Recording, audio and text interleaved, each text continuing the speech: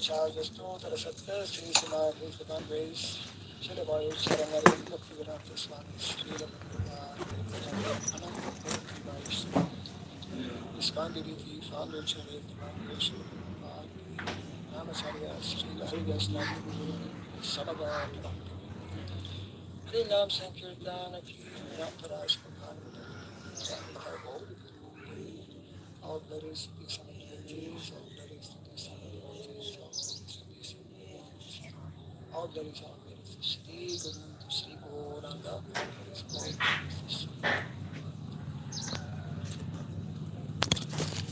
Om Adhyana Tidiram Dasya Gyananjana Sarakaya Kakshiritam Jena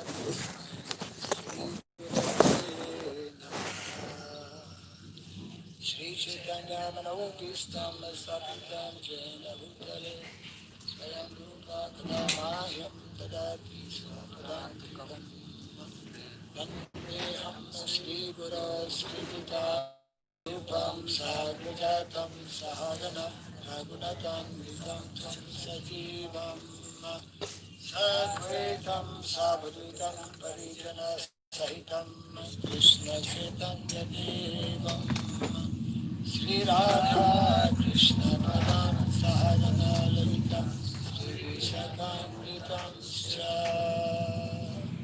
Hey Krishna Karana Sindhu Dinabandhu Jagadate Gopisha Gopika Radha Kanta Namostute Tapta Kansana Gaurangi Radhe Vrindavaneshwari Vrishabhanu Pranamami Hare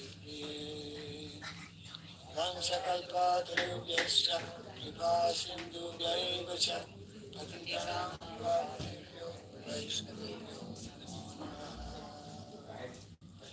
Narayana Namaskritya Naram Chaiva Narottamam Devim Saraswatim Vyasam Jayam Mudire. Before reciting the Srimad Bhagavatam, which is a very means of conquest, let us first offer our respectful obeisances unto Narayana, the Supreme Personality, unto Narayan Rishi, the supermost human being, unto Mother Saraswati, the goddess of learning, and unto Srila Vyasadeva, the author. Nastapraya Shavareshu Nityam Bhagavata Sevaya Bhagavati Tamasloke Bhaktir Bhavati Naistiki. By regularly hearing the Srimad Bhagavatam and by rendering service unto the pure devotee, all that is troublesome within the heart becomes destroyed practically nil, and loving devotional service unto the Supreme Lord, who is praised with transcendental songs, becomes established as an irrevocable fact. Idam Bhagavatam Nama Puranam Brahmasamitam Uttama Shloka Charitam Sakara Bhagavan Rishi Ishriya Sayalokasya Dhamyam Swasayanam Maha. The Srimad Bhagavatam, known as the Grantaraj, the king of all Vedic literatures, is the literary incarnation of God. It is compiled by the incarnation of God, Sri Vyasadeva. It is meant for the ultimate good of all people. It is all successful, all blissful, and all perfect.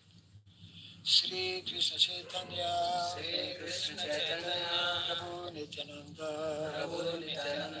Sri Advaita Gadadhara, Sri Vasadi Gaura Bhakta-vrinda, Hare Krishna, Hare Krishna, Krishna Krishna, Hare Hare, Krishna Krishna,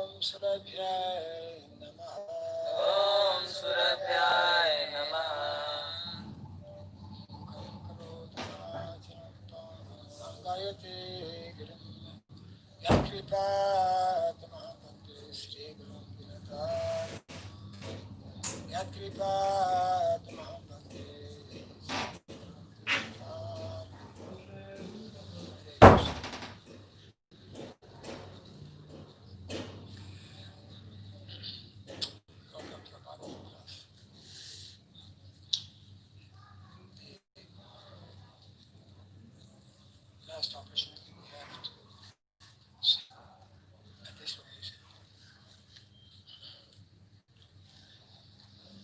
auspicious place. This will be where Lord Narayan so we continue our reading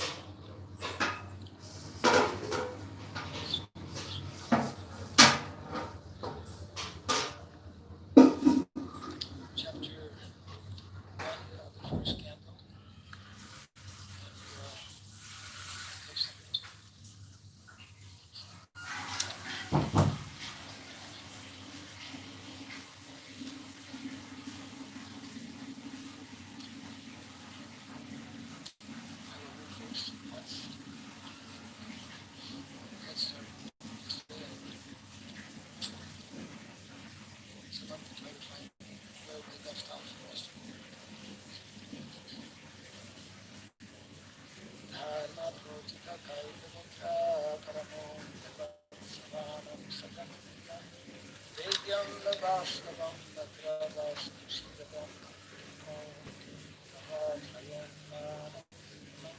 Srimad Bhagavate Mahamudrite Yamba Pararisvaraha Chaturija Varujite. Completely rejecting all religious activities purely motivated. This Bhagavad Purana propounds the highest truth, which is understandable by those devotees who are free, pure, and heart. The highest truth from illusion for the welfare of all. Such truth uproots the threefold mysteries. Vasadeva. And what is the need of any other scripture? As soon as one attentively and submissively hears the message of Bhagavatam, by this culture of knowledge, the Supreme Lord is established within its mind. Which paragraph we read last? We had read the second.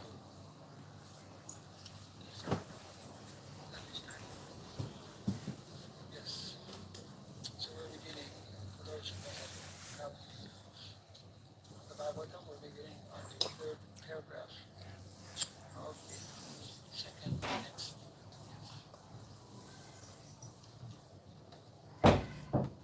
In the above mentioned four activities,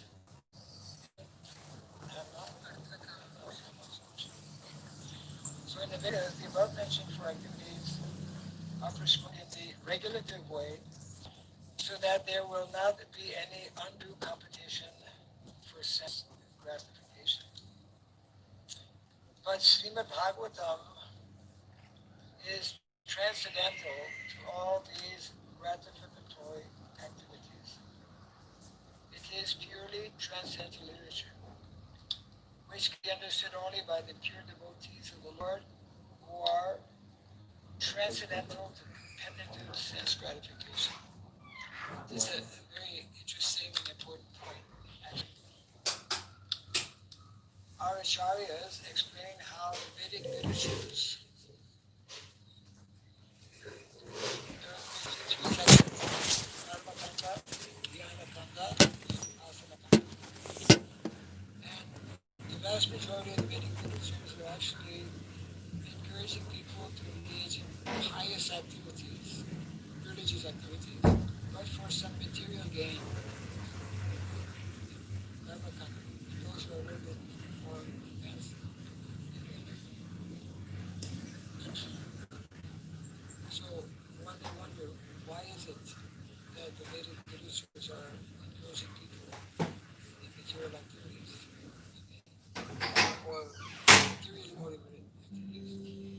that is important because the vast majority of people are conditioned, are highly materially motivated. Yeah, if there's no carrot at the end of the stick, they won't go. They won't go forward. So at the same time, the literatures like the Srimad Bhagavatam are there, and they stand out as those completely qualified transcendental verses. And that this verse in particular is making this point that the unique feature, the special is that it is completely a transcendental literature. Therefore, it's called Amala Purana. Amala Purana, completely pure transcendental literature.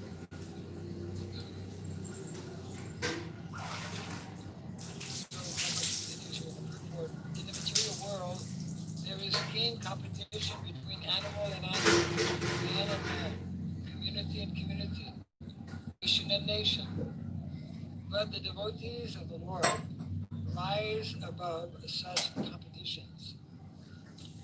They do not compete with the materialist because they are on the path and have united. Their life is eternal and useful. We are to a life that is eternal and useful. Rise above such competitions. They do not compete with the materialist because most people in the material world, they don't know this. We lose interest. We lose attraction for things that are the material level in terms of, because most people, as mentioned, are completely materially to advance in their job or to outdo someone else. Such transcendentalists are non-envious and pure in heart. In the material world, everyone is envious of everyone else, and therefore there is competition. Of course, there's also competition in the spiritual world, but it is transcendental competition.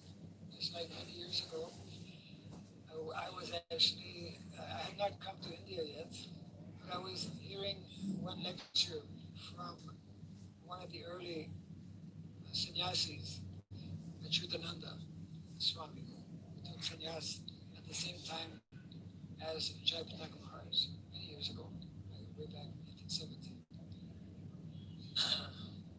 And he was present at the first and second Mayapur festival. And then, so he was giving some lecture. He was very good in keyboard, very excellent Mridanga player. He learned all the Vaishnava songs. His name is there actually, Vaishnava song. So he was giving one, preparing the devotees who were going to Navadvip for Sankirtan.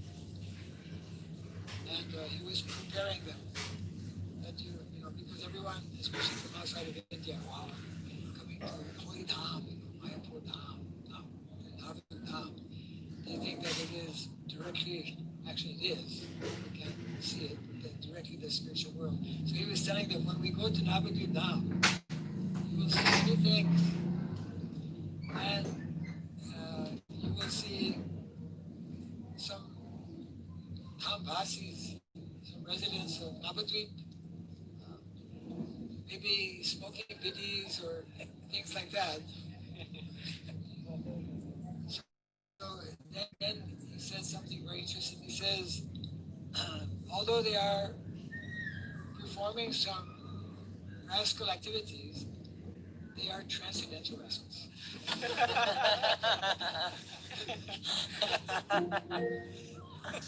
So don't criticize them. Yeah.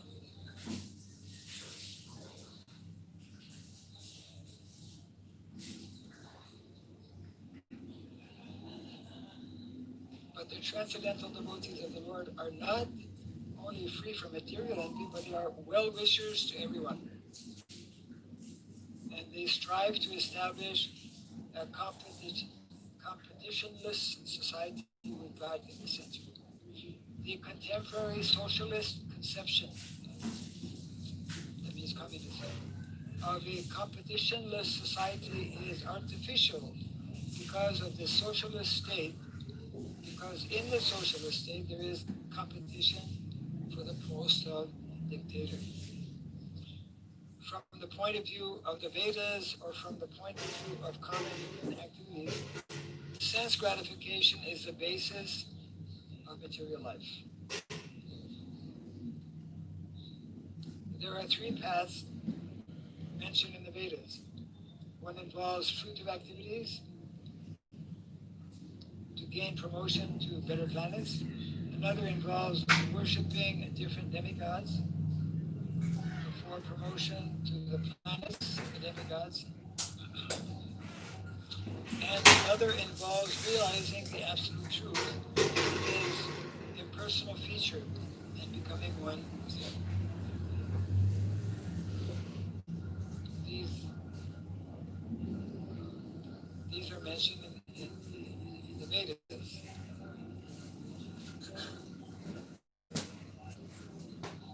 The impersonal aspect of the absolute truth is not the highest. Above the impersonal feature is the Paramatma feature. And above this is the personal feature of the absolute truth, or one. Srimad Bhagavatam gives information about the absolute truth in his personal feature. It is higher than impersonalist literatures and higher than the Jnana division of the Vedas. It is even higher than the Karma Kanda division and even higher than the Upasana Kanda division. So it is completely above all of these three divisions. Why? Because it recommends the worship of the Supreme Personality of God in the planets for better sense gratification. And there is similar competition in the Jnana Kanda and Upasana Kanda. The Srimad Bhagavatam is superior to all of these because it aims at the supreme truth, which is substance or the root of all categories. From Srimad Bhagavatam, one can come to know the substance as well as the categories. The substance is the absolute truth, the Supreme Lord, and all emanations are relative forms of it. So we can understand by these comments or by this explanation how and why the Bhagavatam is especially favored by Vaishnavas. It is the most important and most attractive of all Shastra. The Prabhupada continues, nothing is apart from the substance, but at the same time the energies are different from the substance. And this conception is not contradictory. Srimad Bhagavatam explicitly promulgates this simultaneously one and different philosophy of the Vedanta Sutra, which begins with the Janmadhyasa Sutra. This knowledge that the energy of the Lord is simultaneously one with and different from the Lord is an answer to the mental speculator's attempt to establish the energy as the absolute. When when this knowledge is factually understood, one sees the conceptions of monism and dualism to be imperfect. So sometimes people they will ask, are you monist or are you dualist? What's your answer? We are both. Simultaneously one and different. We believe in God and the spirit soul as being one in quality, but not one in quantity. So sometimes Prabhupada would be asked this kind of question. You are following monism or you're... Because actually we present ourselves as being what is called monotheistic. Monotheistic, believing in one God. Then why you speak about demigods? There's one God, but of course we believe in one God, but in many ways we believe in so many expansions of God also. But our understanding, of course, is that those expansions are that same God, but in different features.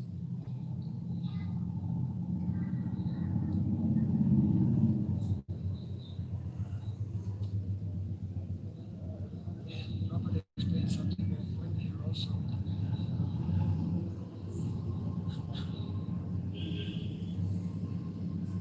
When this knowledge is factually understood, yeah, we just read this, one sees the conceptions of monism and dualism to be imperfect.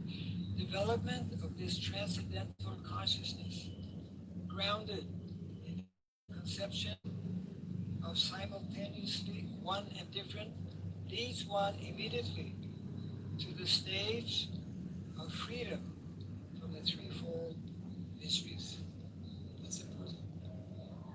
Because everyone is disturbed and suffering due to the presence of these threefold mysteries of life. But someone who cultivates this understanding, as Prabhupada explains here, if it is properly cultivated, stage of freedom from the mysteries, threefold mysteries. The threefold mysteries are, number one, those mysteries which arise from the mind and body, the atmic, those mysteries inflicted by other living entities, the egoic, and three, those mysteries arising from natural catastrophes over which one has no control. Srimad Bhagavatam begins with the serenity of the absolute person. Srimad Bhagavatam begins there. Of course, it ends there also. It immediately establishes this reality, this tattva, that there is, not only there is a God, but that God is a person. And not only is a person, but he's Krishna. He's the person Krishna. Not the person. Most people have a hard time believing that there's God. What to speak of person, and what to speak of that person being Krishna. The devotee is fully aware that he is one with the Absolute, and at the same time in the eternal position of servant to the Absolute. In the material conception, one falsely thinks himself the Lord of all he surveys, and therefore he is always troubled by the threefold mysteries of life. In the materialistic concept of life, we try to control material nature by competing with others, and we can never win or overcome the material nature. We cannot stop or negate the threefold mysteries one who is a devotee, uh, his consciousness is such that although the threefold mysteries of life are there, it's like when winter comes, it's not that because I'm a devotee, there's no cold. Or it's not because I'm a devotee, I don't get hurt in accidents or whatever. Because sometimes people ask, but you're a devotee, why this is happening to you? I was asked that quite often. But the difference is that the material nature acts upon everyone, but depending on the consciousness that we develop. One who is on the bodily platform, on the materialistic platform, becomes immediately affected, disturbed. And someone who's cultivating spiritual life, Krishna consciousness, learns to, as Krishna explains, comes to tikshava, tolerance. One learns to tolerate. Natrasparsha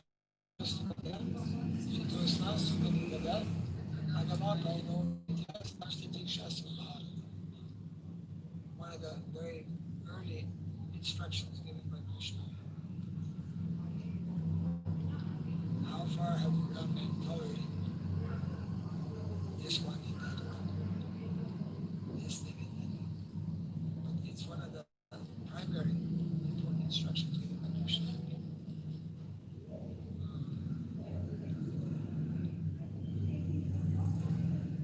But as soon as one comes to know his real position as transcendental servant, he at once becomes free from all miseries. That's why it is explained that Bhagavad Gita, which Srimad Bhagavatam is an expansion. Bhagavad Gita is the best and the most advanced book on psychology. Nowadays, many people go to see psychologists because many people have mental stress, so actually the best remedy for a disturbed mind is what is taught in Bhagavad Gita. Because when we know we're not the body, when we cultivate this understanding, when we know about the law of karma, that things are happening all the time, why this one doesn't like me? Well, probably because you did something to him before. Why he's kicking me? Well, you probably kicked him before. Nothing happens without a reason or a cause. So devotees who actually cultivate this knowledge, this understanding, therefore, I was hearing how in Montreal, this was, I think in 1967, I was not there. Actually, I was in Montreal, but I was not there when this incident happened. I mean, it was, at that time, his name was Gopal. Later on, became Gopal Krishna Maharaj. So he came in contact with devotees. And then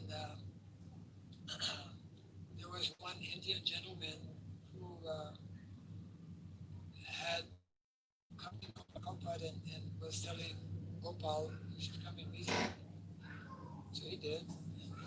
And, after some time, the devotees arranged some kind of a program, public program. And Prabhupada the students and other Indian people were there. And then at the end of the program, that very same person who was speaking about Prabhupada to Gopal raised his hand and asked a question. So Prabhupada acknowledged him.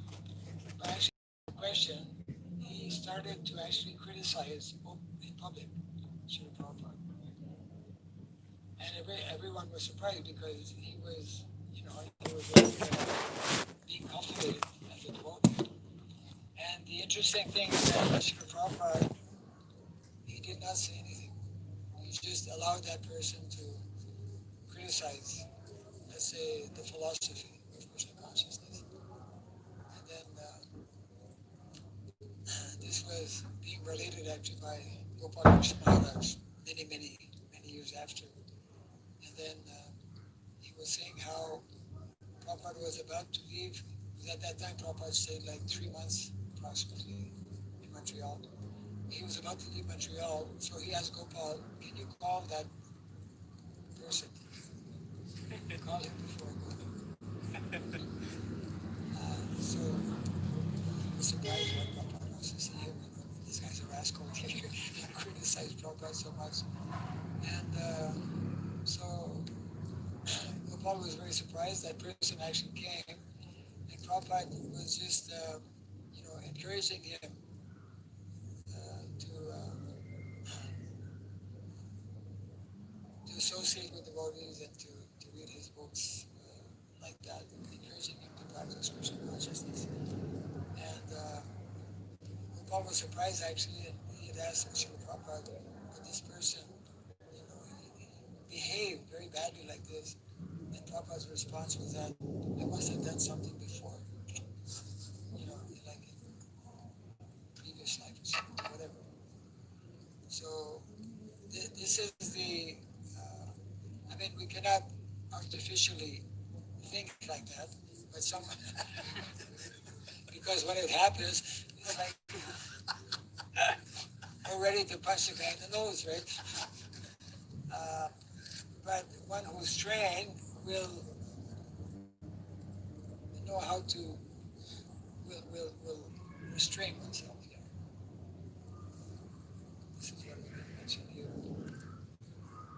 So this is a very nice point. And actually, as soon as one comes to know his real position as transcendental servant, he at once becomes free from all the miseries. So what is the secret to become free from all miseries? It's mentioned here.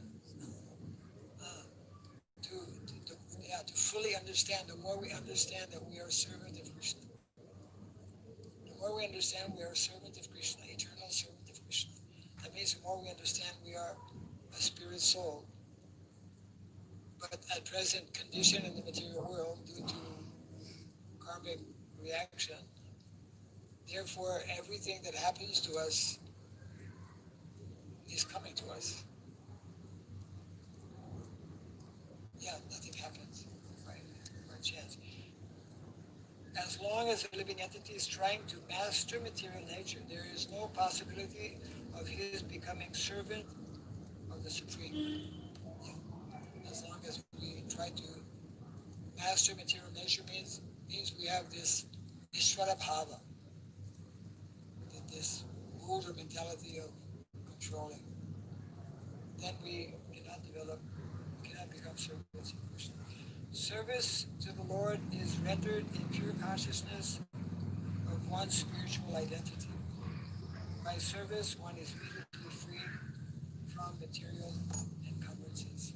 So this is something we have to meditate upon. And the more we realize it, the more we understand it, then we will not be disturbed by all of the ongoings in the material world.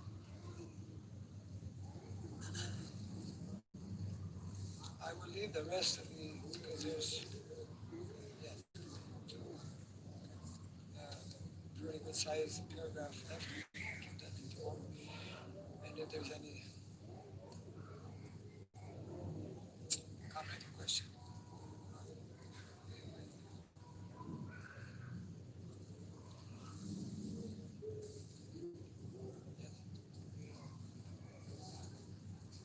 Yes, yes, today also.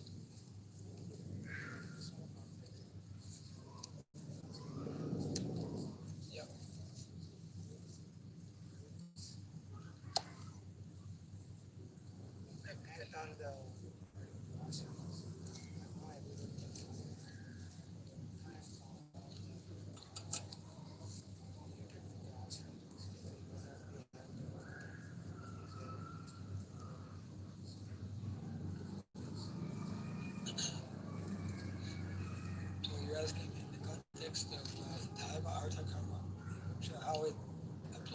different ashramas.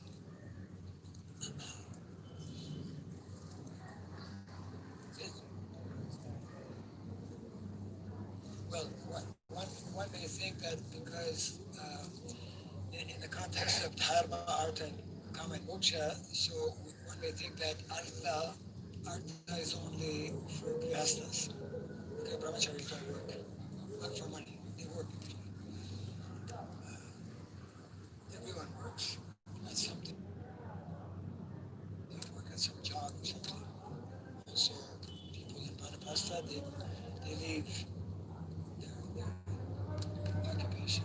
Sannyas also. However,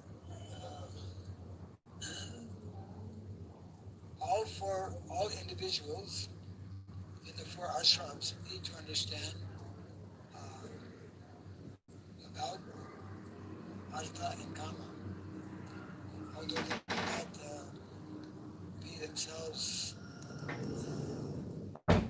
directly engaged. For example, we were mentioning briefly how there is the material conception or the motivated conception of dharma, artha, kama, moksha. It's like we discussed at the beginning of the class, as mentioned in the purport, how most people they follow shastra, but the karma kanda section for some material gain. So they follow dharma because they follow shastra, but they follow the section in the shastra that is not pure, that is not unmotivated. Gradually they will make progress, and one day they will come to the pure. So artha can be understood, we could say, on two levels.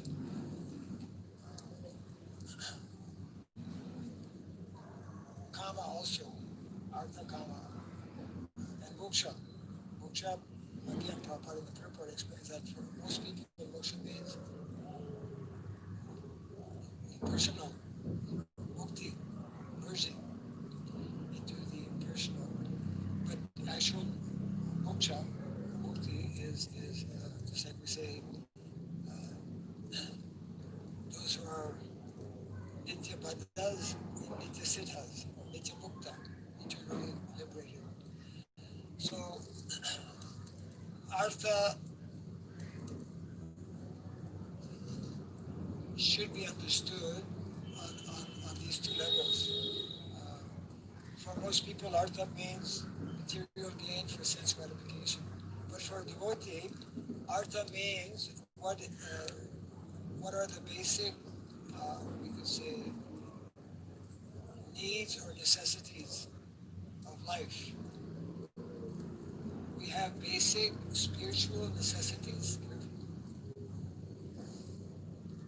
We have basic material as well as basic spiritual necessities.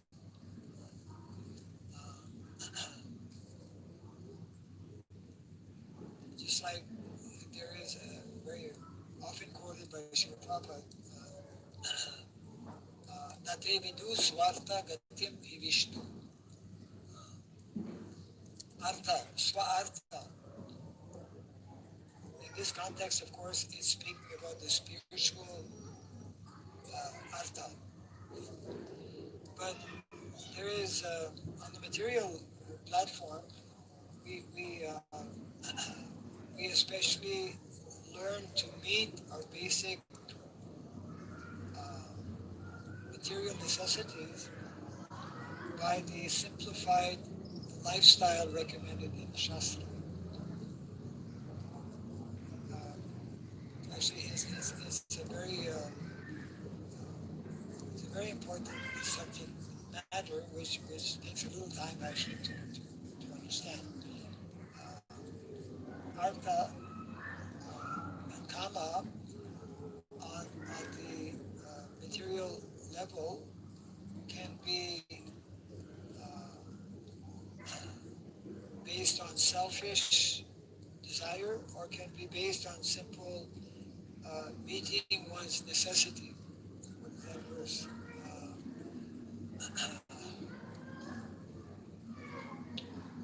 One verse in the Bhagavatam where it describes that actually when we actually perform properly our spiritual duties and responsibilities, then all of our basic material necessities of life are met.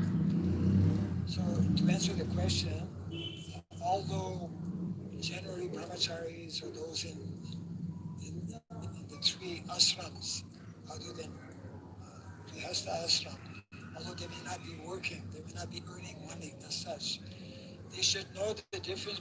That's the point. They should know the difference between these two levels, uh, these two dimensions of dharma, motivated, unmotivated, these two dimensions of artha, kama, and moksha.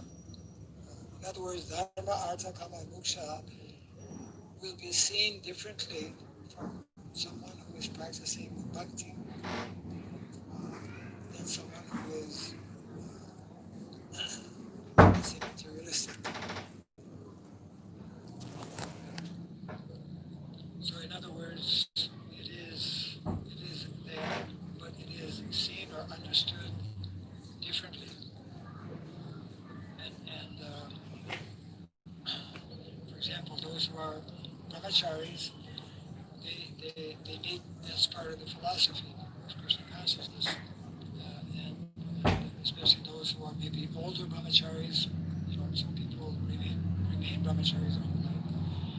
Or those who are at the level of vanaprastha and sannyas, vanaprastha, those who are retired from life, they are meant to actually help others by giving guidance. For example, Vedic culture very often teachers are those who will have been, retired from family life and who have a whole lifetime of experience that they can share and help others. And of course, sannyasis. So these brahmachari ashram, vanaprastha ashram, and sannyas ashram, they need to understand the subtleties of these four principles.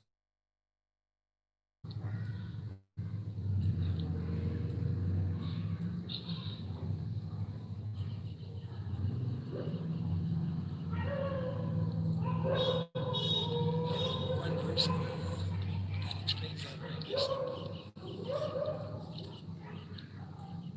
It has the word karma.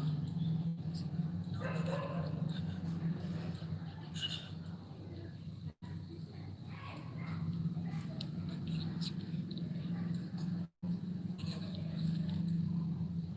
no, we have,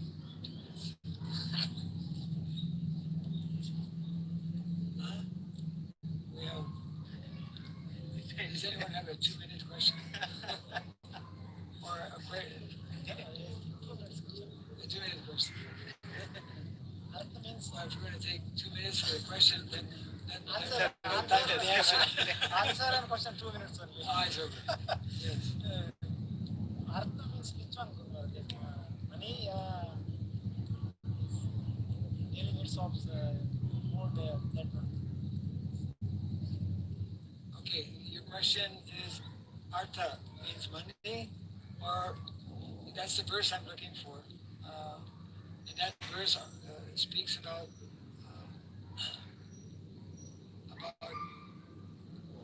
artha or kama, not in the sense of not in the sense of sense gratification, but or material needs or necessities. We have this body. Every day, this body needs to drink, needs some food. So that is kama, material necessities. But kama also can be taken in terms of sense gratification. And, eating is sense gratification.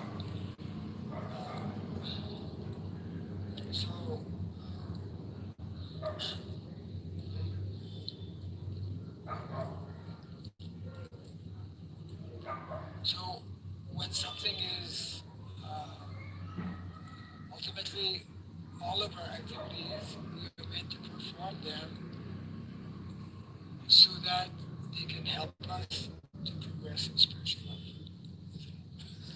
So it's like, devotees are meant to move food.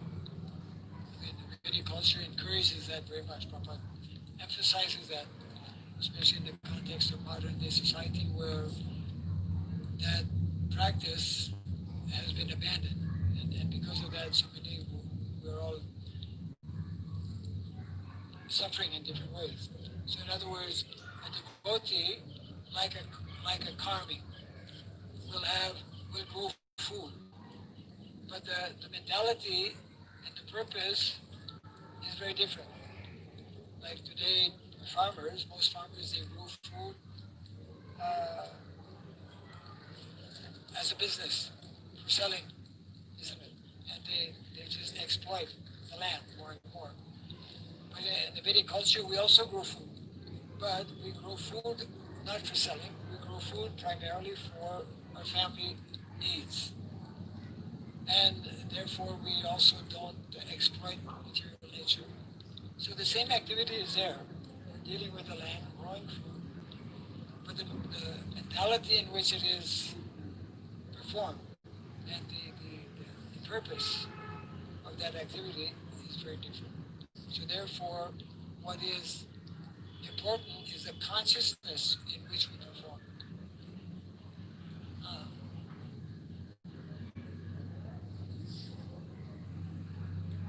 Sarva Kama Dugamahi. That's the one I'm looking for. Sarva Kama Dugamahi. Kama. We may think that all of our necessities of life come from the land. The clothes that we wear. If we were not to buy synthetic cloth, nowadays mostly synthetic cloth, but actually the natural way of growing food is by using cotton, for example, or different fibers that one can make natural cloth. So all of our cloth comes from the land. All of our food comes from the land. Uh, all of our medicine comes from the land.